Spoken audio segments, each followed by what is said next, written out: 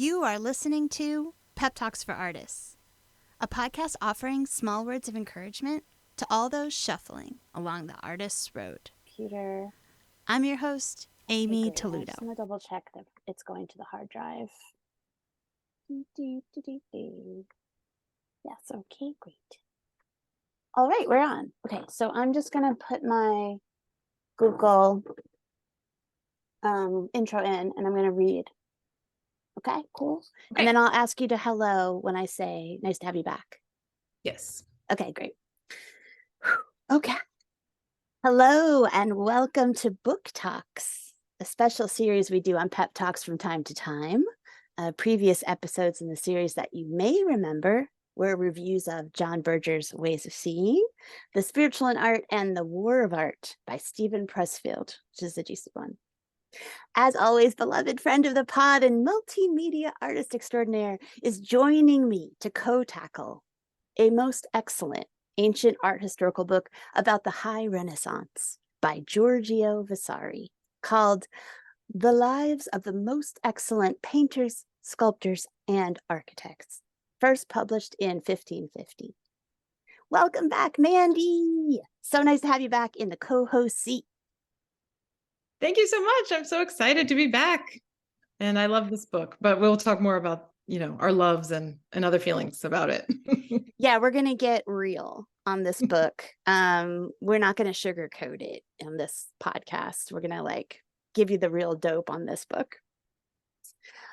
So I wanted to just kind of, so glad to have you back. And we're going to get really real about this book and evaluate it about, for whether it's readable or not in this day and age. So we will set the record straight for all eternity. So I wanted to start off, in case a listener hasn't heard of it, who was the author, Giorgio Vasari? Giorgio was born prematurely. This is a randomly specific factoid on the Wikipedia that we all know he was born prematurely on my very own birthday, July 30th in 1511 in Arezzo, Tuscany. And he lived until 62 years young. And he died in his favorite city in the world, Florence. And in a way, he coined the term Renaissance. Like French authors saw that he referred to his cultural time as Rinascita, or rebirth. And so they translated it into French, and voila, the term Renaissance came to be used to describe the flowering of art in Italy during the 16th century. Giorgio was primarily a painter and an architect, working in the Mannerist style. So that was a style in the High Renaissance that celebrated exaggeration, vivid color, and heightened emotion, like think Parmigianino with the long stretched neck. As an architect, he was known for his Uffizi Loggia and the Vasari Corridor, both built around river views, and he was a Michelangelo superfan, which I'll get into later. It's kind of annoying, actually, and we'll learn more about that. And he even designed Michelangelo's tomb in the Basilica of Santa Croce. And ultimately, he was a person of high status in his community. He even became a Knight of the Golden Spurs, anointed by none other than the Pope. Not just a Knight of the Spur, but a Knight of the Golden Spurs. Pretty impressive. So why did Vasari write Lives? I'm just going to call the book Lives from now on, because it's like a very long title. One night at a party at a cardinal's house in Rome, a writer friend of Vasari's proposed writing a biography of all the exciting local artists in Rome and Florence, and asked Giorgio to kind of weigh in with his expertise. Vasari ended up taking over and thus begat the first important encyclopedic book on art history, or at least the most famous and most read of older art literature. And that brings us to the question of the book. What is Lives of the Most Excellent Painters, Sculptors, and Architects? Well, I'm going to tell you. Lives is a big compilation from the Renaissance, and it's mostly Florentine names and artists. It's kind of a combo bio. And it came out in 2 editions. First in 1550, which included just artists in Florence, and second in 1568, which grudgingly included Titian and some Venetian names. Vasari holds Florentine artists and artists working in Rome up as the best in the world, the superlative gold standard, the standard bearers for all new developments in Renaissance art. And the second edition is longer, and it's the one that's most often translated. So if you buy it on Amazon or your local bookstore, you'll be reading a portion of the second edition, most likely. The most recent translation is actually from 1991 and happens to be the book I have. And Vasari was also notoriously a bit fuzzy on dates and facts, and he just didn't want to get bogged down by details in his biographical efforts. There are so many names in the original 3 volumes of the second edition from 1568 that it's even hard to get like a true count. Some are just mentioned, some are fleshed out, but it seems to be somewhere between 135 to 210. That's kind of what I was able to glean. The English translations usually select a curated set of the most important names. For example, my copy has 35. And his list expectedly contains very few women. My copy has 1 single woman artist and a few other quick mentions, but we'll get deeply into that later for sure. And Lives is also hella gossipy. He's a snarky signor, which I loved. And it reminded me of this tweet by my friend, artist and writer Elisabeth Nicula, who said, "If it's gossip, I'm gonna like it. I don't have to understand it." And that's exactly the vibe of Lives, because this gossip is almost 500 years old and it's still juicy. Some of the gossip, though, turns slanderous. He's also a slanderous signor. For example, 2 artists in particular get painted by his poison pen. He falsely accuses Andrea del Castagno of murder because he says he killed Domenico Veneziano. But in fact, Andrea died several years before Domenico. And he problematically calls Giovanni Antonio Bazzi il Sodoma and immoral, bestial, vain, and lazy, even though he had several important commissions and was quite successful. So that was a quick overview. Maybe not so quick, but Mandy and I decided to approach this book in a divide and conquer fashion because it's a wee bit dense. So we each took about 6 bios. We will soon discover that I bailed partway on Michelangelo, so I technically only read 5. But before we get into the artists that we chose, Mandy, I want to put you on the spot. One second, I'm going to do that again. Mandy, I want to put you on the spot to see if you want to add any more details to what I just quickly summed up about the book in general or about Vasari himself. Yeah, I mean, I think you did such a great job of summing that up. Thank you, Amy. But I'll add a couple things. In my copy of the book, which is, it's actually titled Lives of the Artists. So it's abridged by my translator, who is George Bull, and he translated it in 1965. So he talks a lot about Vasari and his place in Renaissance culture. And so I thought it was fascinating. And one of the things I loved about his little intro is that he outlines a bunch of terms that Vasari uses to evaluate the work. Some things that I'm sorry, can't find my list suddenly. Thought it was right here. Here we go. Okay, so I'm going to start that again. Say sometimes, I think you were saying. Okay. I don't know what I meant by sometimes. So I'm just going to go. Some of the words that he was interested in, he had these terms that he used over and over, such as disegno, which was Italian for design, natura, which is the imitation of nature, grazia or grace, which I thought was interesting, an undefinable quality, kind of a softness about the figures, for example, decoro, which was for decorum, indizio, which means judgment, having to do with this esoteric skill that the artist operates using the rules of measurement and proportion, and then maniera, which is the artist's individual style or manner. So I thought that was all really interesting to kind of keep in mind as I read Vasari. And then the other thing that I'll just add is that I think for me, what was helpful about George Bull's translation is that he points out that Vasari, the whole point, the whole reason that Vasari is important is that, he was not necessarily the first person to write bios of some of these people, some of these particular artists, but that he, for example, Boccaccio's Decameron is a famous work that that details some of these people. And there is an anonymous work called The Life of Brunelleschi, for another example. But Vasari takes these things that were known and puts them all in one place. And, not least of which were his own kind of personal observations of these people who were his contemporaries. So did he actually take some of those older works and kind of pop them into lives? Yes, he quotes some works that he mentions, but most of it seems to be his own firsthand, observations and experience with these people, and also word of mouth.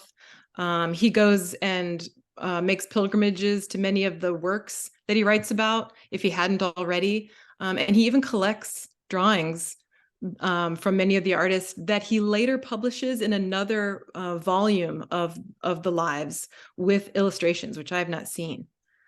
So I don't know, that'd be worth looking up for those of the listeners who are curious. Yeah, and yeah, and I was also interested because the book really focuses on Florence. And I was reading that because he was so focused on his own group of artists, the Florence and Rome's, sector, that influenced art history for many, many years to come. I would argue centuries, because it was the only thing written about. Future art historians were like, oh, okay, these must have been the best artists. Look no further. When really it was just a tiny sliver of what was happening during the Renaissance. And he paints the Renaissance happening in Florence and Rome as like the pinnacle. And it's an example of how the written word can influence an artist's legacies, which artists are cherry picked from history to explore, and it was fascinating to me to see how influential it had been. Right. And that's so important to say. And also, not only was he focusing on that area, Florence and Rome in particular, but he writes about these artists as if one begat the next, a very clear linear, progression from one workshop to the apprentices of that workshop, and the next sort of generation after generation, student after student after student, as if they followed, very logically from one genius to the next, which, many scholars later on would completely argue with. But that, he was so clear about it and wrote in such detail that still today, when you Google some of these artists, you come back to Vasari. I mean, he's got like sort of the monopoly on the details of many of the artists in this book. And it's so interesting what you said about like this idea of like master begets apprentice, who begets apprentice. Is there's these cliches in almost every single one, especially the big guys, the big names, of like the student outperforming the master. So there's a little story about Cimabue. It's a little hard to pronounce.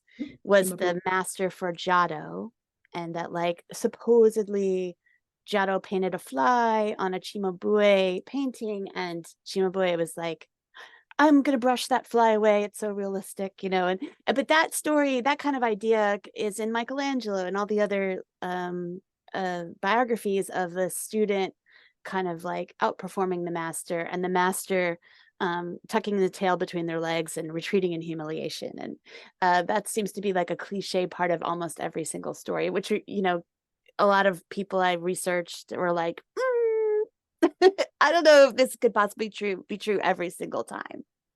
Right. And, it's very clear to Vasari, how the genius, which he cares very much about, that each of these artists possess some sort of genius, that was either, given to them by God, or, sort of, born in nature, that genius, it was,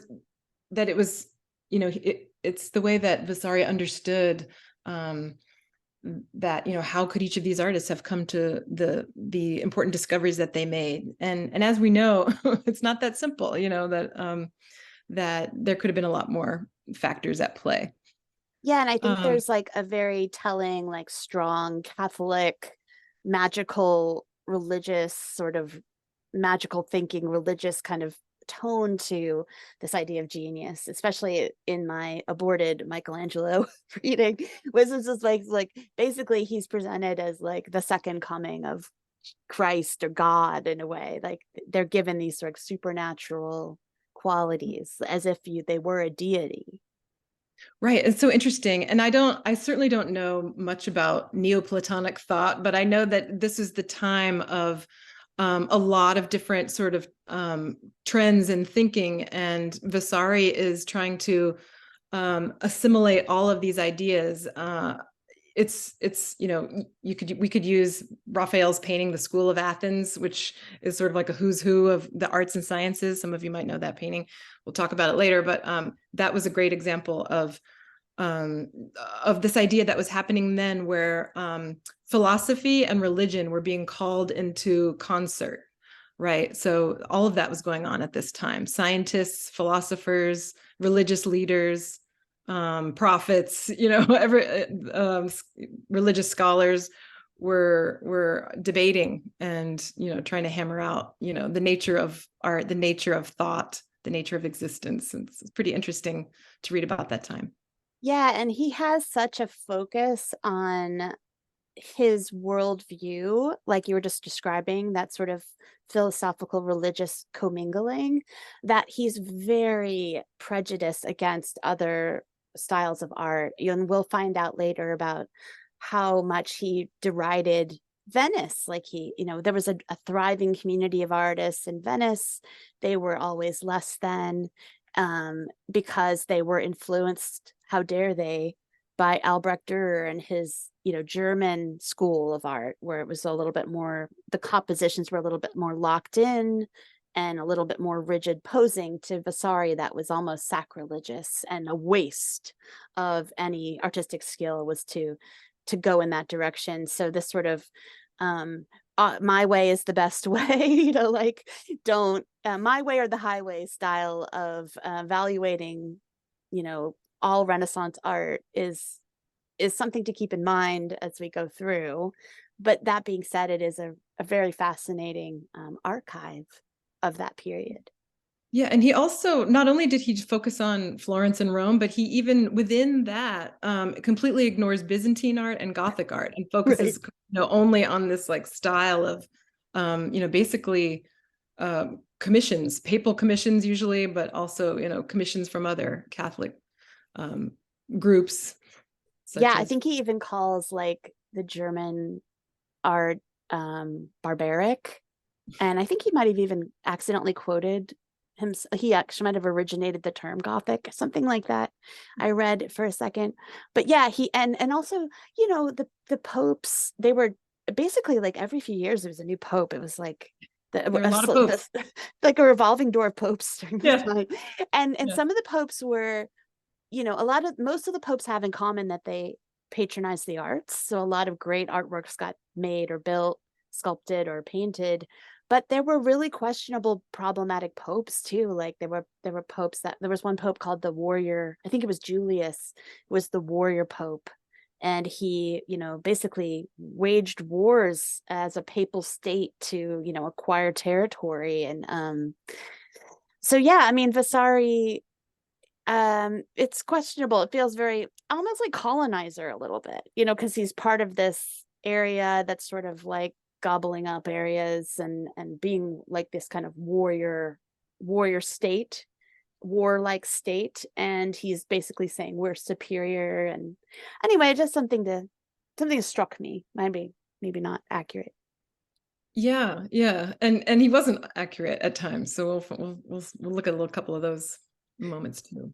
Yeah, so I guess without further ado, what we planned for the episode was to just each of us take a little name and just do a quick highlights. It's not going to be a deep dive into the details of each artist, more just like what we found entertaining or fun about each one to give you a flavor of the book.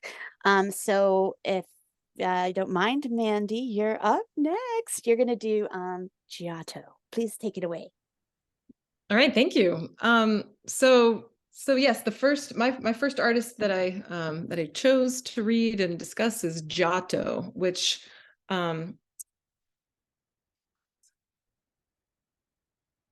his full name is actually Giotto di Bondone.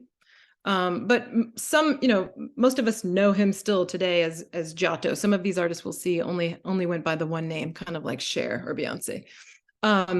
Giotto was a student of Cimabue, who is also profiled in the Lives of the Artists. We aren't going to discuss Cimabue in detail here, except to say that he came first, and Vasari actually regarded Cimabue as the first painter of the Renaissance, but others thought of him as actually the last artist of the Byzantine era. And students of art history can kind of know the main differences between Byzantine art and Renaissance art: a stiffer style, a more graphic style, a flatter style, especially when painting the figures, etc. So Giotto, as was the way of the day, becomes a student. And the way it happened was Cimabue actually walks by and sees Giotto as a young boy tending his father's sheep, and happened to be drawing on a rock with a sharpened stone. And Cimabue looks down at his drawing and he says, "Wow, these sheep are really lifelike.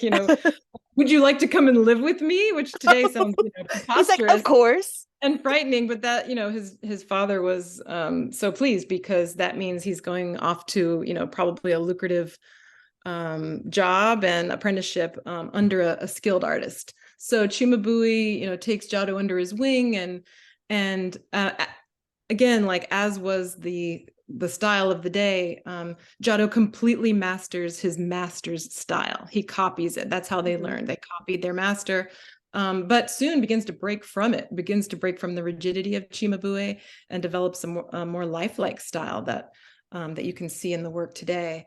And particularly drawing from life, which he started doing even as a young boy without a master, right? He was drawing the sheep on the rock. So, Vasari is already launching into his high praise. He says that every artist since Giotto owes as much to Giotto as they do to nature itself for influence. Whether or not that's true is completely debatable, but I'm certainly a fan of Giotto. We'll talk more about that. Yeah, who isn't? It was really good. Really good artist. Solid. Yeah.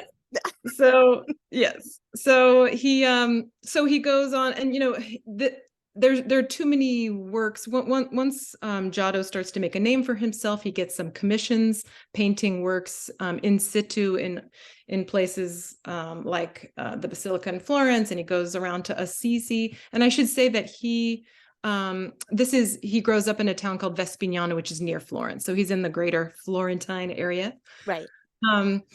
And pretty soon, Pope Benedict, one of the first popes we'll see, Benedict IX, gets wind of him, and he sends a courtier to go check out this Giotto that he's heard about, because he lives in St. Peter's in the big palace in the Vatican in Rome, and as the popes do, they want to show off their palace with gorgeous art. So they're always looking for these artisans.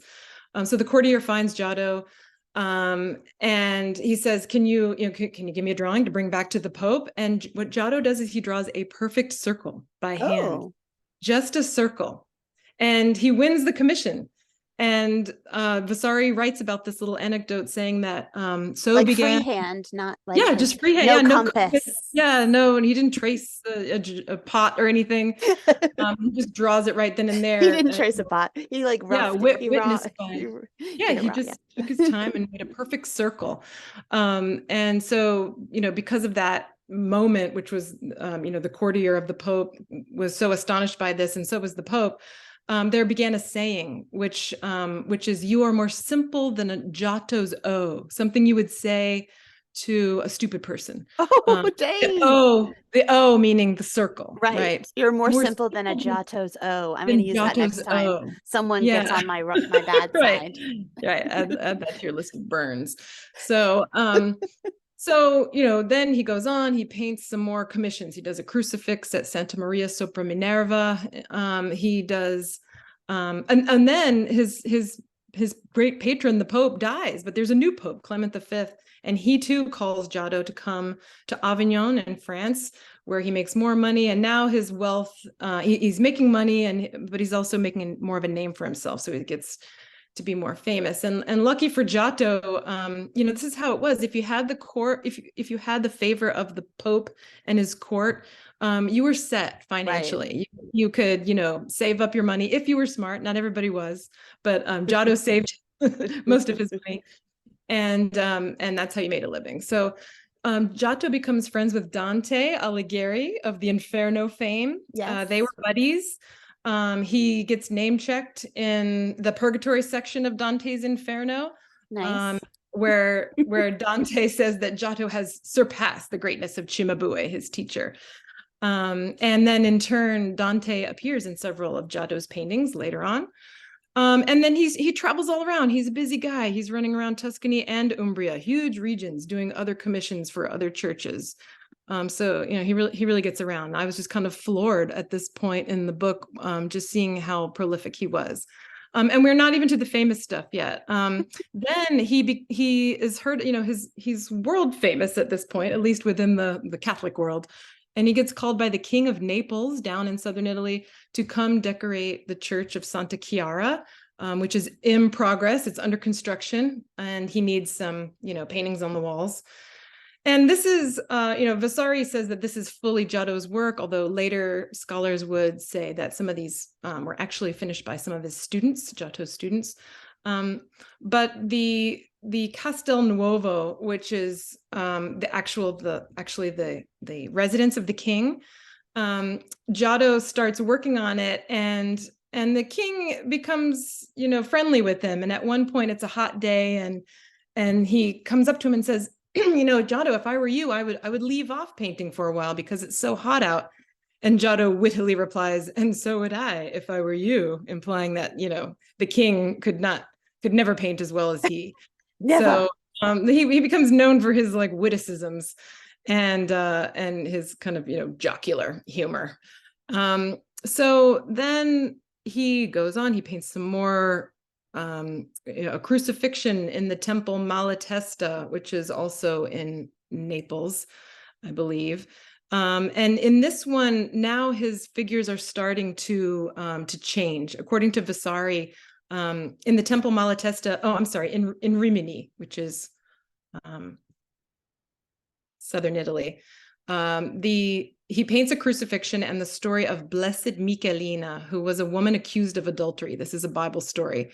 And Vasari, writes about this painting as a turning point. It demonstrates Giotto's excellence in depicting human emotions and naturalism. So you see, the fear and the patience on the face of Michelina as she stands trial, unjustly accused of cheating on her husband. And you see the jealousy and the suspicion and the outrage on the face of the husband. And this is new, this is something Cimabue was not able to do, a more lifelike expression. So he heads back to Padua, which is where he had spent some time. And this is where, if any of you have traveled there, he paints the famous Arena Chapel, also known as the Scrovegni Chapel, in this church in Padua. It astonished me how little this one work of Giotto's receives in Vasari's book. It's just a blip. Vasari, vaguely mentions it. He says that it was a worldly glory which made him even more famous and wealthy, and then goes on to describe some more. Period. Yeah. And I was like, what? Because when I saw this church as a student in Italy, as an art student traveling with architecture students my junior year, I was lucky enough to go there in person, as I'm sure some of you listeners have. And I was just floored by this chapel. This is one of my favorite works in the whole book. I never got over it, having seen it in person. The Giotto's design, his invention when it comes to architecture, which Vasari later writes about it in other works, where he's showing both the indoor spaces and outdoor spaces simultaneously, or in the inside of and the outside of a building simultaneously, sometimes with open walls or, you know, invented spaces to allow us to see the action inside. Just incredible. The color of the sky in these frescoes at the Arena Chapel, the blue especially, is unforgettable. And then Vasari does write a little about individual composition, as well as so Giotto had this ability to invent incredible individual compositions because there were many stories being told, a cycle. Right, within the little portals he created on the design. Right, but also not just individual compositions, but then, you know, they were all unified as a group, and how. Oh, you mean like multiple paintings were arranged, right, in a right, like different an stories altarpiece or. right, there would be and you know, there were other cycles that to mention as well. For example, the at his cycle of frescoes called the Saint Francis cycle at Assisi. This is another sort of huge group of Giotto's most famous works. Again, in situ frescoes done at this church, rather on the walls of the church in plaster, that depict the life of Saint Francis. So, you know, here we get a little more detail from Vasari about how Vasari extols Giotto's naturalism and the lifelike details in the figures, how he dealt with landscape, creating these mounds and mountains and cliffs in the foreground and background to sort of encapsulate the action. And again, you know, reconciling the individual compositions and the unity of the whole cycle. So you can see images of these frescoes, the St. Francis cycle. If you were to Google them, they pop right up when you Google Giotto, because again, they're some of his most famous. One of the most famous being the stigmata scene, where St. Francis receives the stigmata from a floating Christ that is in this sort of winged mandorla or almond-shaped encapsulation. I mean, he looks like sort of half dragon, like some sort of mythological bird. It's an incredible painting with these imaginary lines drawn in gold that reach from the feet of Christ to the feet of St. Francis across space. So, you know, really incredible work. But so Vasari, you know, kind of in this chapter, he, you know, gives us the main highlights of Giotto's work. And at the end, he repeats that Giotto was witty, sharp-witted, and a light-hearted man. And he gives us, he quotes again, like another writer, Franco Sacchetti, wrote a work called 300 Novella, where he writes about Giotto. So he quotes Sacchetti with this little anecdote where he talks about the coat of arms story. And as I remember it, a man came, you know, he had heard about how famous Giotto was, and he came to his door and he knocked on the door and said, "I would like you to paint this buckler," which is a shield. "I would like you to paint my coat of arms upon this shield." And Giotto's a very, you know, busy man. He's got the Pope, you know, calling him. Yeah, he's like, get in line. Yeah, he was kind of like, who are you? And the guy was like, well, this is my family name, and I want you to paint my coat of arms. And he goes, okay. And I guess he didn't like the guy, so he takes the shield and he says, "When do you need it by?" And he notes the due date. And then when the man comes back for his shield, Giotto had painted parts of a suit of armor representing the arms. So he had painted the wrists, the gauntlets, the elbow patches, you know, the shoulder protectors in pairs. And that was his big joke. He's like, "Here's your coat of arms." Oh, and I thought he was going to paint like a circle. Yeah, no. Maybe he did, but no. According to Vasari, according to Sacchetti, you know, what he gave him was a picture of a bunch of arms, and he said, you know, someone of your character shouldn't be, you know, he's like, first make a good life, then people will come to you to paint your coat of arms. So, you know, he was quite the jokester. Yeah. Like he uses like burn. So, and then there are many more basilicas and more cycles of frescoes and more chapels and other works, just too many to mention. One of which being the Madonna at Ogni Santi, which some of the listeners might have been familiar with in Florence. But, basically, I loved reading about Giotto in this chapter because it was just fascinating to read about him as a real guy, an artist among artists. Exactly. That's what I loved a little bit about the book, is that you got a flavor for who these people were. And that's something you miss out on when you're just taking art history. You don't really get like that he did a joke on that person, or that he was lighthearted, and so that was fascinating.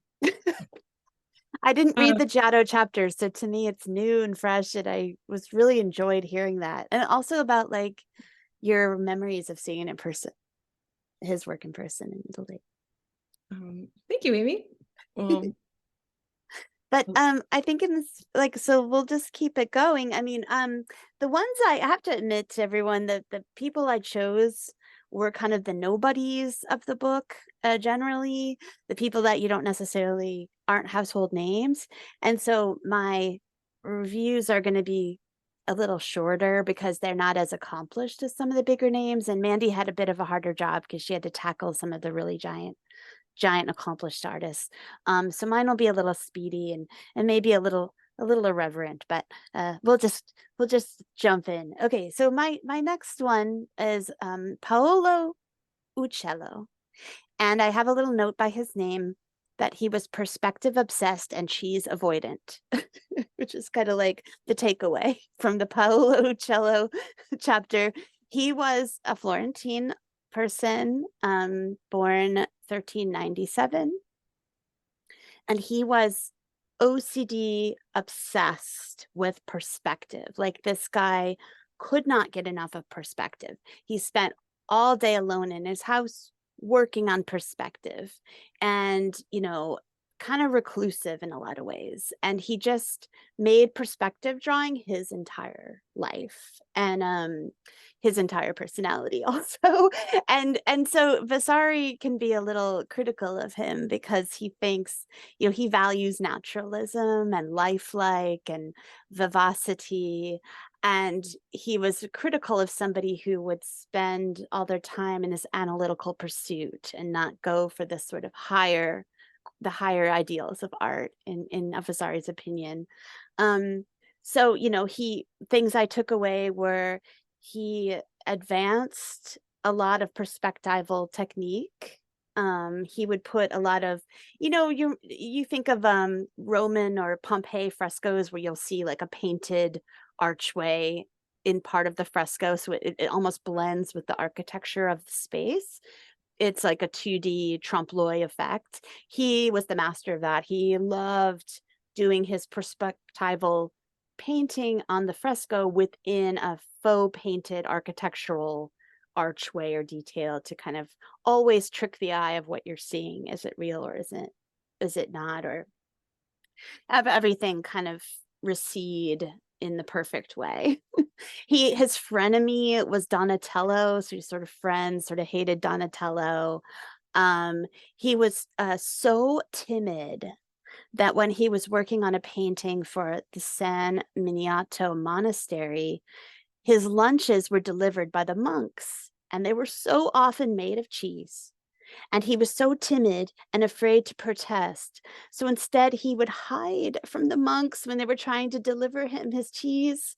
And he would see them on the street and duck into an alley and hide from the monks, because he was just, it's like one of those people at a restaurant where I would include myself, where you're afraid to say, you gave me the wrong thing, or you gave me it cooked improperly, you just suck it up. He was like, I can't tell them that I hate cheese. And so he would hide from them. But then finally he just stopped work because he literally could not endure the cheese lunches and hid in his house. And then he had to be coaxed back. They promised him some different food, so he came back to the job, which is just a really adorable anecdote. I love that. And, Vasari again was like kind of critical of him being so like perspective obsessed, and he took issue with his fresco of Noah and the flood. He was like, you could have done better on that wine cask, because there's like a wine cask barrel that's sitting on the ship, and he did the oval maybe like not perfectly correct. And Vasari was like, okay, you're obsessed with doing it the perfect way. Well, let me tell you, you didn't get it perfect. And it was a little like snarky and mean. And then one other funny anecdote about Uccello is that he was charged with painting a chameleon for this fresco that's now destroyed, called the Four Seasons. And I guess he was doing like a windy April or something, a windy fall maybe is what the season he was trying to paint, and he was going to use a chameleon. He had to use a chameleon, and he didn't know what a chameleon was. And so in Italian, chameleon is pronounced camaleonte, and also but a camel in Italian is camello. So you guessed it, the chameleon became a camel, swallowing a lot of air, and that was put in the fresco, which was very, very hilarious. It was, I think, at a home by Peruzzi, who did a vaulted ceiling, and that's where the camel chameleon existed for a bit. And then Donatello swooped in and had his piece to say. He came in to see his fresco above a door at the Church of Saint Tommaso, and Donatello was like, this is just a piece of bloop, I think you just really bungled this. And then poor Uccello felt so humiliated that then he rarely left his house until his death. And so that's a summary of Uccello. I kind of felt like bad for him. I feel like he was just a very like gentle, sensitive soul who just really wasn't cut out for like the dog eat dog world of high Renaissance Florence, artistic competition and all that sort of thing. And so much cheese. Of course, there's a lot of cheese here in Italy. Poor Paolo. Poor Paolo. Paolo. And I wonder at the end, that's so sad that Vasari says that he rarely left his house after after what Donatello said because of humiliation. I wonder about that. I wonder if it was really true, because there's an anecdote later on where he said the same thing about another artist that really? Scholars later discredited. Okay, yeah. So I mean, it could be Vasari up to his own, exaggeration tricks. Yeah, his melodrama, his flair for melodrama. It could just be one of his Vasariisms, like, and he never left his house till he died because he was so humiliated at the end. He just like swaps it in. But yeah, so that is a quickie on Paolo Uccello, which I enjoyed reading because it just sounded like an adorable person. But now I think we're ready to tackle Masaccio. Oh yes. And thank you, Amy. I loved hearing about Paolo Uccello.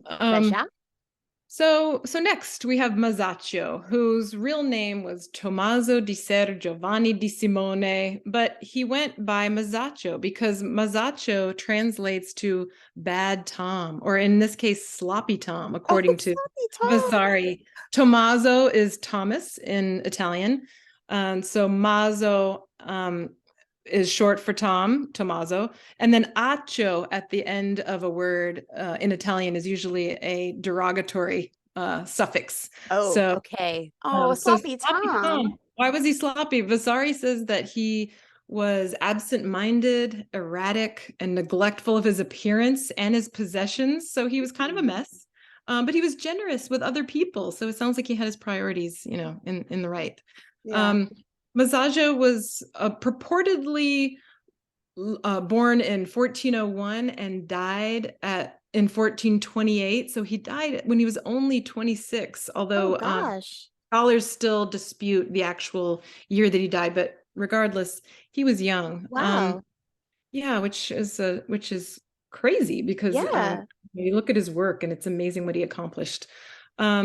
So why is Masaccio important? According to Vasari, he excelled at the human figure, and foreshortening was something that he was really good at.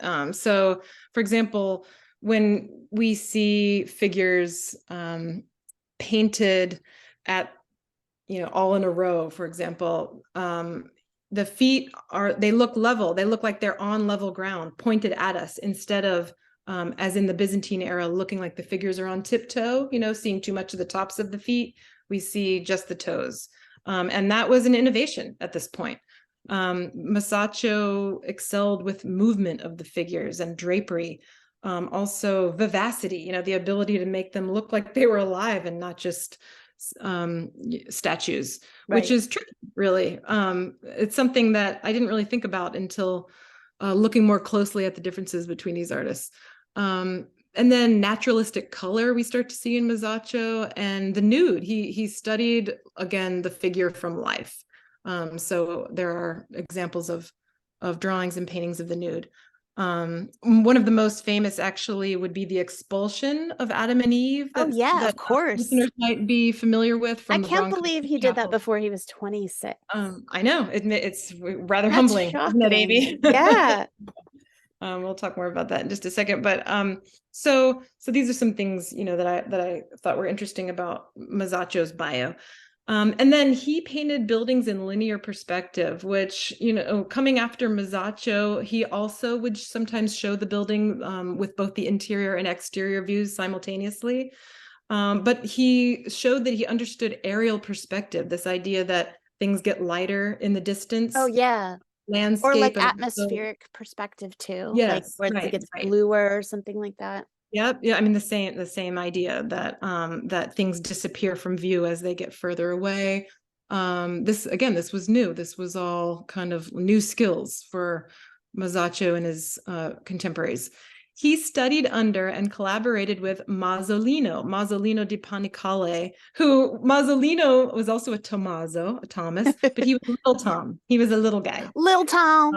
Yes, and it was cute because these guys were friends. Masolino and Masaccio were friends and contemporaries. He, even though he studied under Masolino, Masaccio also collaborated with him on several works. And scholars to this day still debate whose work is whose because their styles were so similar, although some differences have been picked apart. I remember this, studying this one painting in Italy as a student, the Trinità, which means the Trinity, which is painted in the Church of Santa Maria Novella in Florence. Vasari describes this painting in great detail. It is this beautiful sort of symmetrical painting divided right down the middle of Christ on the cross, sort of topped with a God the Father figure, and then this dove representing the Holy Spirit. And on either side are some saints. There's Anne and some other people, sort of a gaggle patrons at the bottom, right, with their feet and wonderful perspective. Let's not forget. But a gaggle of saints with perfect feet. Yes, gaggle of saints, beautiful drapery. But perhaps more impressive than all is this barrel vault that goes back in space that sort of tops the whole scene. And the barrel vault is crenellated, so it's punctured like a waffle with this grid of recessed spaces that also go back in perfect perspective. Maybe not so perfect once you start looking at artists who would come after, but for the time, pretty state-of-the-art linear perspective and showing this understanding of architecture. And Vasari is just as enamored with the barrel vault as he is with the figures of Christ and God the Father. He's so, into this perspective. So as you said, that was one of his pet concerns, right, Amy? Right. You had to be perfect or you were going to get it from him. Yeah, he had the sort of eagle eye when it came to perspective. Yeah. So there was, and I should say, Masaccio was a contemporary of Brunellesco, Donatello, Lorenzo Ghiberti, Paolo Uccello himself.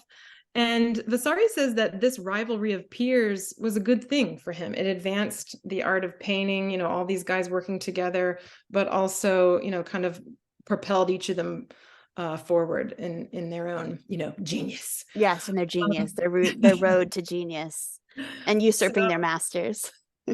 Yes. So besides the Trinità in Santa Maria Novella in Florence, Masaccio is also known for his paintings in the Brancacci Chapel, which is also in Florence in the Church of Santa Maria. And And this is an altarpiece and a group of frescoes that depict the life of Saint Peter. And this was one of the works that he collaborated on with with Masolino, as well as Filippino Lippi, another of their contemporaries. Oh yeah, he's And, coming up soon. Yes, we'll talk about him. And so this is the church that has the expulsion scene of Adam and Eve that I just mentioned, where the nude Adam and Eve are being cast out of paradise. Adam and Eve were later, many decades later, covered in fig leaves. Their genital. Really? I saw that. Yeah. Later, the fig leaves were restored to their nudity. Yes. So, this was something that was controversial even then, nude figures. But here, Vasari's detailed descriptions of the differences in Masaccio and Masolino's hands in this one work, the expulsion, but also the scene of the tribute money, which is another Bible story, where it's hard to tell whose painting is whose. Vasari gives very clear descriptions that are still used today by contemporary scholars to sort of tell apart paintings. Masolino had sort of a more refined style and a sweetness, a softness of the figures. Masaccio had sort of a rougher style. You could tell with the work, and even a coarseness of features in the figures. But otherwise, pretty hard to tell apart. And then the other thing that was so cool about this chapel, the Brancacci chapel, that I thought, Vasari says that he used the actual light of the chapel, so the way that the light came through the windows of the chapel, as the light source in the paintings. So in that way, the scenes in the paintings seem to step into the real world of the people, the viewers in the church that would see the paintings. That's cool. Because the light all corresponded to the actual natural light, which I thought that was amazing. And Vasari goes on. They were all so into like trompe l'oeil a lot, like to trick the eye. Right, to have these spaces that were depicted seem, sort of meld with the architecture of the church, as if you could just step right on up into it, which I think is amazing, really fascinating. So I thought that was cool. And even beyond that, Masaccio, by doing that and by placing figures in sort of the dress of the day and situating his images a little lower, like more on the level of the viewer, so that we were eye to eye with their feet, and they weren't so far up, high above our heads. Vasari says that Masaccio sort of brought these stories, down to the level of the viewer, made them more relatable, in other words. Yeah. And more sort of relevant to people who were viewing them. And then in this chapter, Vasari gives a list, as he is wont to do, a litany. Well, yeah. He loves the written word. He loves a list where he kind of lists all the artists that he says were influenced by this very chapel, by having seen the Brancacci chapel in Florence. And it's pretty much every famous painter of the Renaissance. It's like Michelangelo, Da Vinci, Raphael, everyone who will, whoever mattered, pretty much were who they were because they stood in this very chapel, sort of gazing up at the work of Masaccio. So I thought that was pretty cool. It is cool too, like if you get to visit it, to think that you're standing in this room where all the greats once stood. Yes. The great Renaissance Florentine artists once stood. It is. And I actually, Amy, I found a sketch that I had done as a student of the Trinità painting. I actually was, under this painting, sketching very roughly the face of Saint Anne and then, Christ. And I remember actually having to read this book as the textbook for my Italian art history class. Oh, really? So it's kind of amazing going back and rereading it with fresh eyes, because to be honest, I don't remember half of the stuff. It's intense. Might not have been such a good student back in those days. No, but I mean, it was some of them I was hard pressed to stay awake for, Yeah. So good to read. I don't know if I would have been a good student either. So that was Masaccio. Okay, awesome. That was excellent. I really enjoyed all those Masaccio factoids.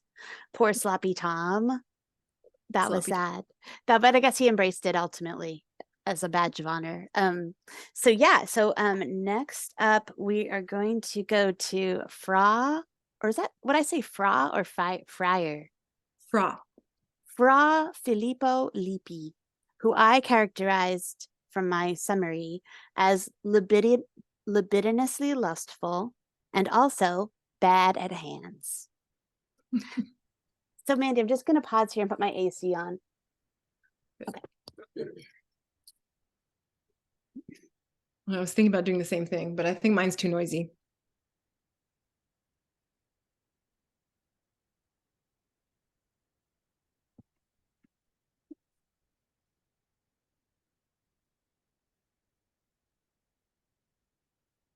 Okay, I'm back. Right. People. Okay. So Fra Filippo Lippi was born, of course, in Florence in 1406. And when I was doing a quick background on the Wikipedia of him, I found this very funny little thing that I have to mention right off the bat.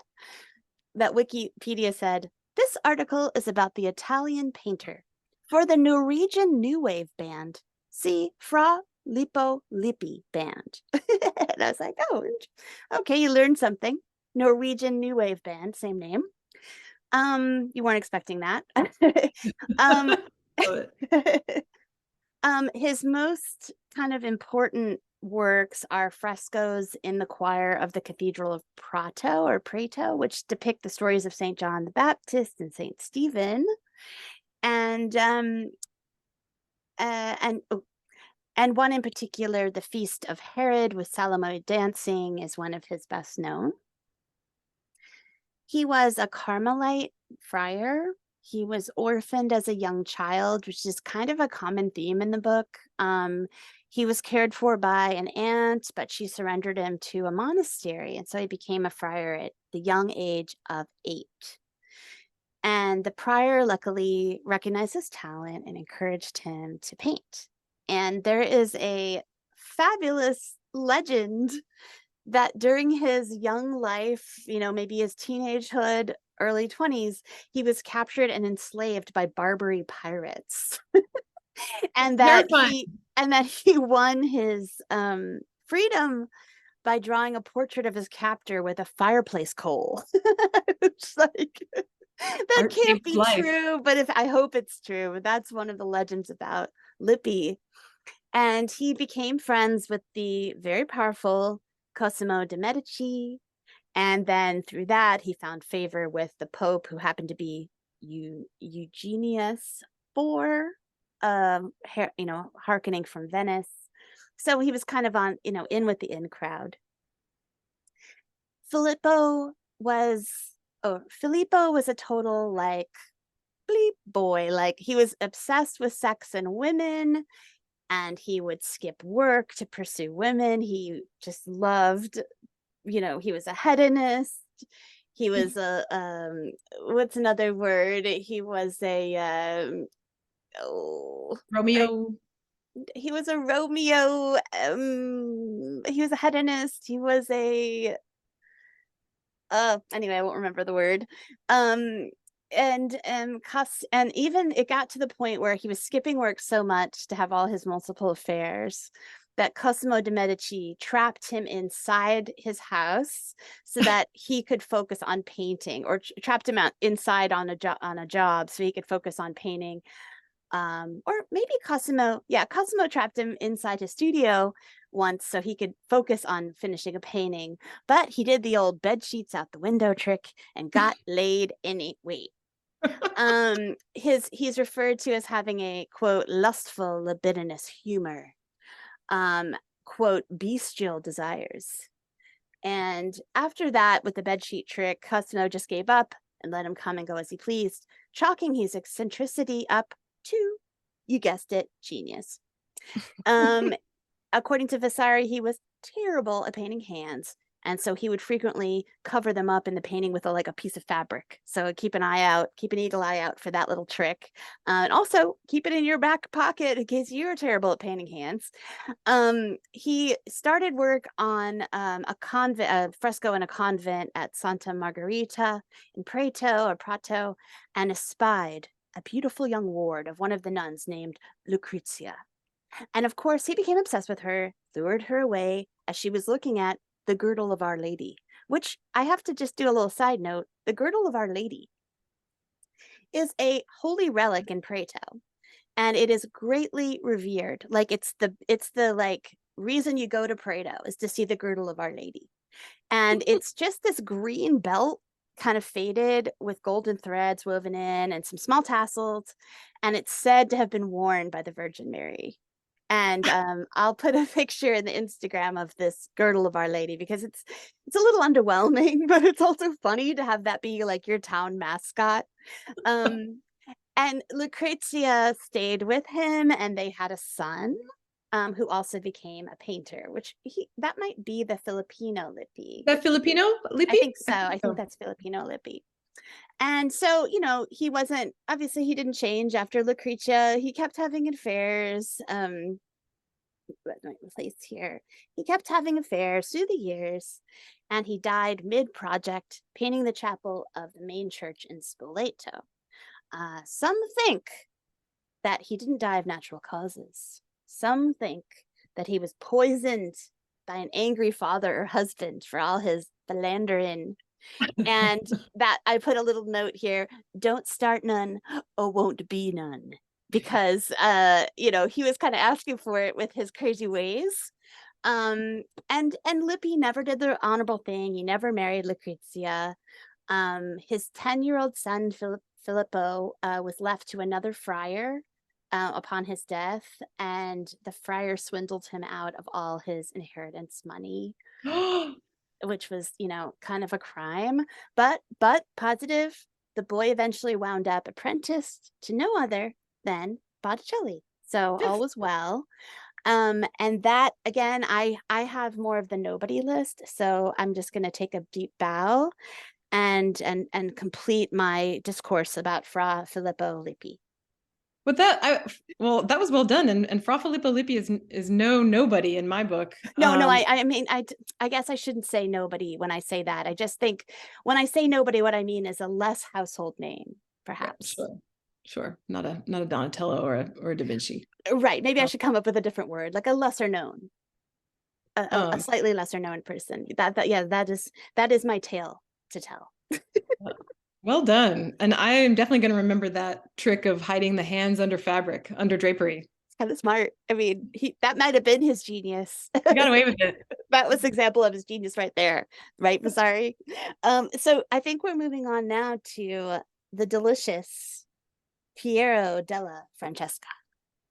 Thank you. So Piero Della Francesca, known by friends and lovers alike as simply Piero, was born in 1410, although some say 1420, so that's disputable. Died in 1492, which is a year we're familiar with, more or less, in Borgo San Sepolcro, which is the Arezzo province, same area that Vasari himself was from. So Vasari begins talking about Piero by defending his honor. He says that he starts off in this very indignant tone, where he talks about how people who are just donkeys dressed up in the noble skin of a lion shouldn't talk, and how poor Piero, his honor was slandered by people who said that he wasn't worth all the fame and acclaim that he got, and was almost ruined. His career was almost ruined by detractors. Wow. So, Vasari kind of launches into the beginning of his bio of Piero by holding up his honor and saying he's worth every, award and accolade that he got. So it starts like defensively. Yeah, defensively. Yeah. And it was because that he was blind at the end of his life that Vasari says that's what prevented him from reaching his due fame. He would have been even more famous if he hadn't been stricken blind. And Vasari accuses Piero's student, Luca Pacioli, of, quote, wickedly usurping his teacher's honor by plagiarizing Piero's writings. Piero was a writer who wrote about perspective and geometry and foreshortening and his ideas about creating perspective with color, like we talked about. And this kid, Luca Pacioli, tried to pass off some of those writings as his own. So, he's denounced. Sorry, yeah, in the opening paragraph. So, and we learned that Piero is named after his mother, Francesca. That's why he's called Piero Della Francesca. Oh, really? I wonder, like, that's so unusual. Yes, right, it was. And Piero's father died while his mother was pregnant. So he never met his dad. He grew up with just his mother. And Vasari credits her with nurturing Piero's talents and, giving him the life where he could, succeed as an artist. She had an early, eagle eye for his abilities. So we can thank Francesca for Piero. Piero studied math as a young guy, and he later based his compositions and perspectives and curved forms, which were sort of newly, impressive at the time, what Vasari called regular bodies, curves, on Euclidean geometry. So, again, this was sort of a new area of math at the time. And he was so into geometry. Piero would take these forms and concoct what he thought were theoretically perfect forms. He would use, and I remember having to do this as an art student. Did you, Amy, where you had to take like a Piero Della Francesca painting and find the triangles and find the semicircular like organization in the composition? No, but I wish I had. Yeah, and that sounds fun. Yeah, it's cool. And so that's something interesting, just to see his fascination with geometry. What else did I love about this chapter? I mean, there's so many famous works, and I'll get into it in just a second. One thing that was cool was he made clay models and draped them with wet folded cloth, kind of like, plaster of Paris little studies to study drapery and draw from them and paint from them, just to get better at that on his own. He becomes favored by the Duke of Urbino. So again, it helps to have, friends in high places. Yes. At this time. And and the Duke, as was the way of the time, he lives in the ducal palace. And so he wanted to just like take down and cover up all the previous paintings from the previous. Put a stamp on things. Yeah. So many of the existing artworks were just trashed when Piero comes in and paints over them. And what else? Piero had various students, which we've heard of some of them, Luca Signorelli and also Perugino. And he, so he had a pretty successful little life, hopping from one commission to the next. He goes blind at the age of 60 with an affliction called catarrh, Catarrh, which looks like cataracts. Maybe. Oh, I see. But it actually was deeper than blindness. It affected the mucous membrane, supposedly, and it was a horrible, horrible disease. But he would stay alive for 26 more years, working blind. And he dies. How did he do that? Did he do sculpture? Vasari doesn't go into that. He just says that it was a shame that, he would have made more work. So I don't know. I don't know what happened after that, but he died at the age of 86 and left behind many of his writings that scholars would still go to, because he was supposedly the leading geometrician of the day, geometry scholar. A rare confluence of math skills and art skills. Yes. Although, as we'll see, many other artists to come would also do this later. So yeah, he was really into math as well as drawing, and that's what fed his art. So some of the most famous works that Vasari talks about would be the fresco cycle of the True Cross in Arezzo, where, again, you walk into a chapel and there are walls facing each other, surrounding the space, that are all covered in, excuse me, different scenes. Sorry. And specifically the scene, most famously, the scene of Emperor Constantine's dream that he has, and this the foreshortened figure of night, which is in the form of an angel coming to Constantine. It's an incredible painting with natural light. And Vasari talks about its well thought out composition and how real it is emotionally. And then there's this battle scene in another image where you can see the individual emotions of the soldiers and the gleam of their arms and the foreshortened horses, which that too is pretty impressive, the ability to draw animals in motion from life. Vasari says that these horses are too beautiful and too excellent for those times. So like he just couldn't believe this fresco cycle. And he wasn't the only one. Philip Guston famously was wowed by this cycle of frescoes. He wrote about it several times. He was a huge Piero fan. That was almost like his North Star. Yeah, it was. He talks about, Guston talks about Piero's geometry, but also I found this Brooklyn Rail article from the Brooklyn Rail in 2011, an article written by Greg Lindquist. Oh, I've met Greg. Have you? Yes.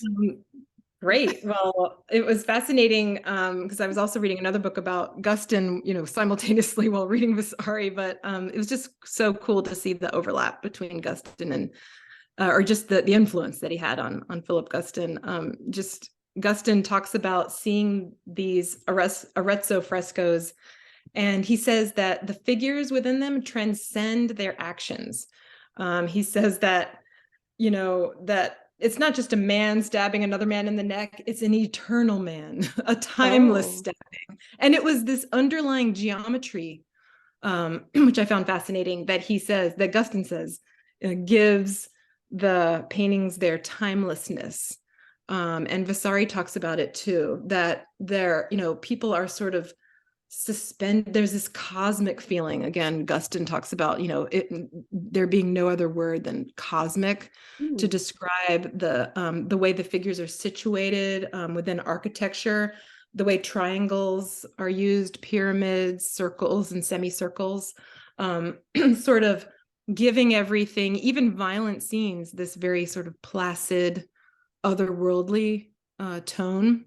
Like that kind of symmetrical, yes, extreme symmetry gives this feeling of like the golden mean, or the what do they call it? That the perfect spiral that appears. Fibonacci spiral. The Fibonacci spiral, or even like thinking about mysticism through the ages, like that kind of interest in triangles and geometric shapes, like a Hilma F. Clint starter style. And yeah, Piero was all about that. Yes, there was this, there's a famous painting at the town hall in San Sepolcro, where there is this resurrection scene. And this is a great painting because not only do we see this pyramidal composition, right? There's Christ with his foot up, one leg up, as he sort of like leaps out of the tomb while his soldiers and apostles are sleeping. He's got a flag up with the opposite arm, so he's sort of like topping the triangle with this flag. And then the figures at the bottom of the tomb are all splayed out, sort of making the bottom of the triangle. So there's that, but there are some funny things that Vasari points out. He says that the scene contains two vanishing points, which is like a problem-solving device that Piero came up with to achieve compositional harmony. And he says that also one of the figures is rumored to be a self-portrait of Piero, one of the soldiers at the base of the flagpole. And he also says that there's this symbolic use of trees in the painting. I thought this was fascinating. The trees on the left side of the painting, which just looks like a continuous landscape behind Christ, but the trees on the left side are dead and the trees on the right side are flourishing. And that's supposed to represent this like purification and life literally through the body of Christ. So that kind of visual, storytelling was purely Piero. And then there's this other famous painting that I loved seeing in Italy, the Madonna della Misericordia, which means mercy, Our Lady of Mercy, which is also in San Sepolcro. It's an incredible painting. Sorry. An incredible painting that shows the Madonna sort of twice the size of the figures below who surround her in this big cape. And the whole scene is topped by a dome, a semicircular golden sort of recess or apse that she stands in. And it's just got this weight and, beautiful simplicity of the natural lighting and facial features. That's an incredible painting. Yes, I'm sure listeners are familiar with that. Or if you aren't, Google Misericordia. And then strangely, and I could be mistaken about this, but it seemed like Vasari did not mention Piero's famous double portrait of the Duke and Duchess of Urbino. Oh, really? The Federico da Montefeltro and Battista Sforza, which are such great portraits. Yeah, I know them. Yeah, I feel like, I know them. 1980. Federico. Yep. So that's just omitted by Vasari, which is, he's otherwise usually such a careful, cataloger of works. So I thought that was interesting that he just left those out. Or maybe it came to light a bit later and was appreciated later or something. So that was Piero.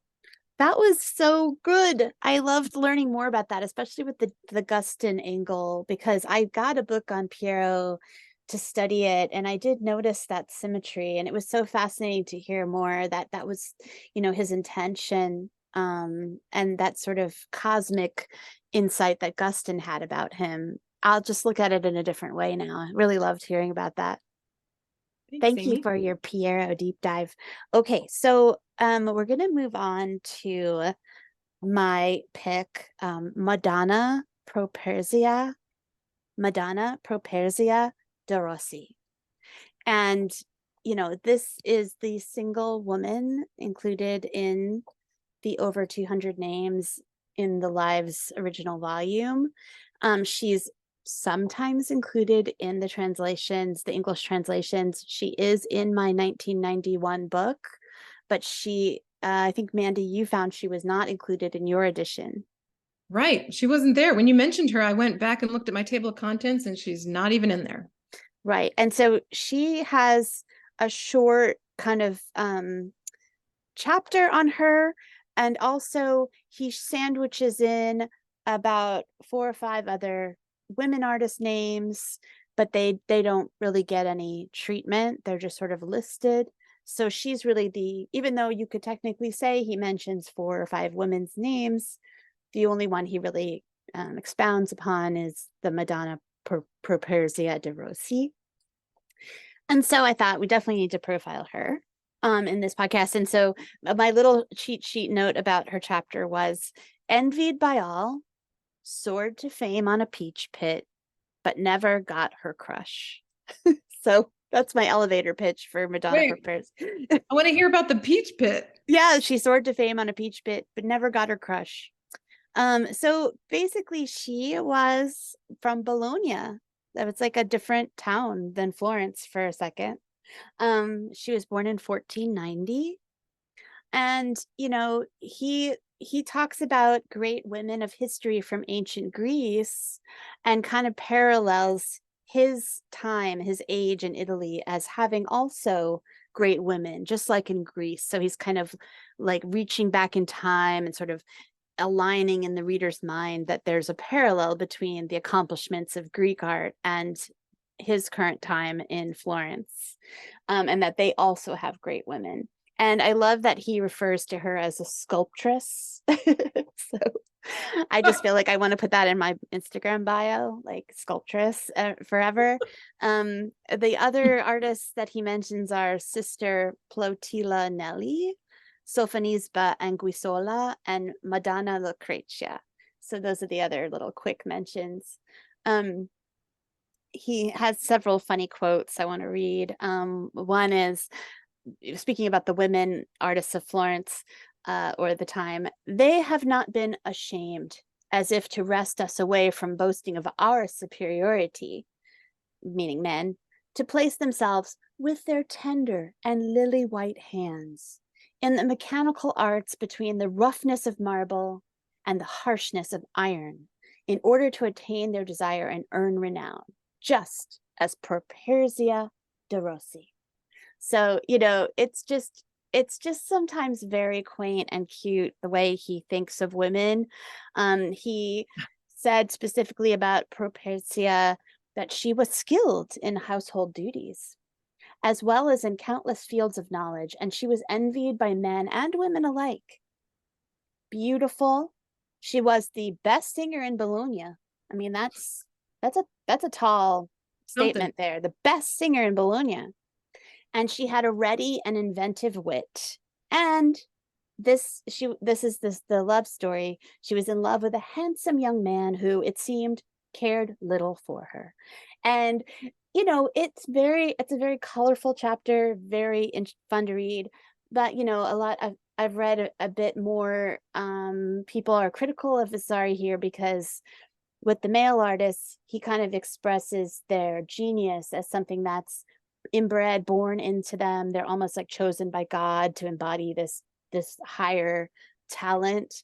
And women are said to have worked very hard and studied and become, good at their craft, but they're never really put in that same kind of like heraldic language of, a beam of light came down from the heavens, and the person was imbued with the greatest genius on earth. It's more like she worked really hard and she got where she got, the end, so it's a little bit that's something to kind of keep in mind when you read it.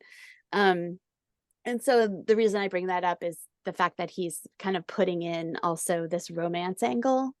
So her work has to always be about focusing on a man or love, and her work is seen within the lens of her romantic aspirations, similar to isn't there a term, I forget what it's called, where there's a way to view movies in the current day right now, where if they have a woman talking about a man to another woman, it doesn't count. The women have to be in a scene talking about something that's not another man, and that passes. There's a certain test.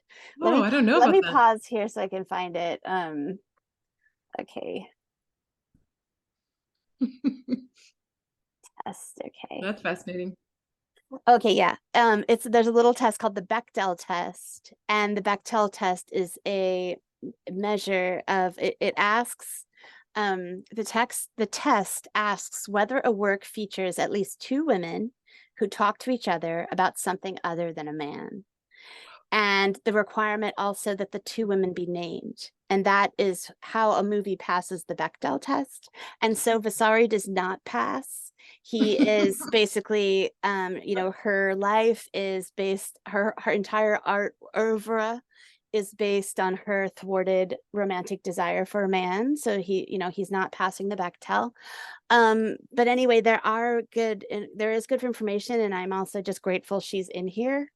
So the story is that she began carving peach and fruit stones, namely cherry and plum, with tiny, intricate, slender figures that he said were, quote, most unusual and marvelous to see. And for example, she carved the entire Passion of the Christ upon a peach stone in the most beautiful intaglio, with countless characters besides the crucifiers and the apostles. So it's really like a feat. And I think one of her carvings was kept in a duke's cabinet of curiosities for many years. His Wunderkammer was, these objects are amazing. And the idea is that she was not able to access these grand materials like marble or stone and get these big commissions right off the bat. So she had to start humbly and prove her talent and skill through these very, mundane and common materials to prove that she's a good sculptress. And she's carving away, making her peach pits. Some of them are coming out amazing. Like she made this huge coat of arms. It was silver filigree, and it's just this beautiful silver filigree, almost like hanging open work. And every so often a dangling carved peach pit is suspended within this silver work, and each peach pit is delicately carved, or cherry pit. And some of the peach pits are made into jewelry with precious stones, and they really are a marvel to behold. I encourage everyone to check them out. And so she, she's carving her peach pit, she's doing good. But because of the merits of her carving, she was paid to create like a bas relief marble panel that depicted Joseph and Potiphar's wife, now in the Museum of San Petronino in Bologna. And she was paid, unfortunately, quote, a most beggarly price. And this Vasari attributes to her enemy and arch rival, Amico Aspertini, who had it out for her. And he always was kind of working to ruin her and to kind of sabotage her commissions and pay, which is like rude Amico. Like she's got enough challenges.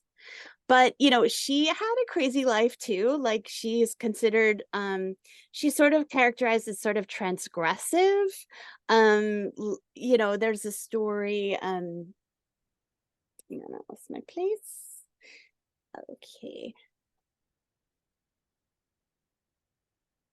Oh yeah. Okay. So there's a story that in 1520, she like snuck into her neighbor's yard with her lover. Her neighbor was called Francesco da Milano, and her lover was Anton Galeazzo Malvasia. And they snuck into Francesco's yard, and they like ripped out all of his vines and like cut down a cherry tree. So it wasn't like a big thick tree. And she was kind of characterized as Anton's concubine, which I don't know what that means. So she was charged she was charged for that. She was kind of in trouble for vandalism. And then in 1525, there was like a brawl that broke out between the painter Domenico Francia and Vincenzo Miola. And she kind of like ganged up on Vincenzo with Domenico. Like she had Domenico's back. And like she rushed into the fray and started like scratching his face and eyes. My God. And so then like, the police show up and Amico Aspertini like pops up like a groundhog and he's like, yeah, I saw it. She's guilty, of course. And so thanks a lot again, Amico. And then in 1529, she's documented as being in the hospital recovering from syphilis. So I think she had kind of more of a wild life. She wasn't like your conservative Madonna of Renaissance Italy. I think she kind of did her own thing. And then, going back to that problematic idea that she's able to depict a naturalistic and beautiful figures because of her romantic feelings for a man. He says that she was able to depict Joseph and Potiphar's wife so successfully because she was madly in love with a handsome young man who cared little for her, and that in carving this piece, she was able to get over her passion. And so it's a little bit of this like this description kind of takes on these contemporary notions of women controlled by their passions and by melancholia. The mad woman in the attic, working from this source of id, and is not someone who is intellectual or talented in her own right. It's all kind of connected to a man. Not a clear-eyed not like a clear-eyed genius like Piero or Da Vinci. Yeah, or just is not able to even stand on her own 2 feet. Like she's got to be connected to this guy. In the end, the poor enamored girl succeeded perfectly at everything except her most unhappy love. And then sadly, she died before age 40 of the plague. And I feel like with going through the coronavirus, like we'd just be like, oh yeah, the plague. Now we can relate. Yeah. And it's tragic because she died just as people were starting to talk about her and her talent was being spoke of. And it was even reaching the ears of Pope Clement. He was about to be like, who is this Madonna Properzia de Rossi? She died right then of plague. So it's a little bit tragic. And let me see if there's anything else. I think that sums up Madonna Properzia de Rossi. But yeah, I just encourage everyone to give her a Google. Like look at her peach pits. They're pretty amazing. That is amazing. And that's so fascinating. Just hearing all about that. I had never heard of her before we started, reading this book together, Amy. And a peach pit is so not a smooth surface. And a cherry pit is not a large service. That's incredible. I know. And it's just like a note to self, like, you know, when life comes at you with disadvantages, like you know, to not let that stop you, to just persevere in any way you can, and don't let the bastards get you down, which I appreciated. Like, she had no marbles, so she turned to peach pits and, you know, made a name for herself anyway, even despite the odds. Very cool. Yeah, so that is okay. So that one is, we're complete with mine, and now we're moving on again to another juggernaut, Sandro Botticelli.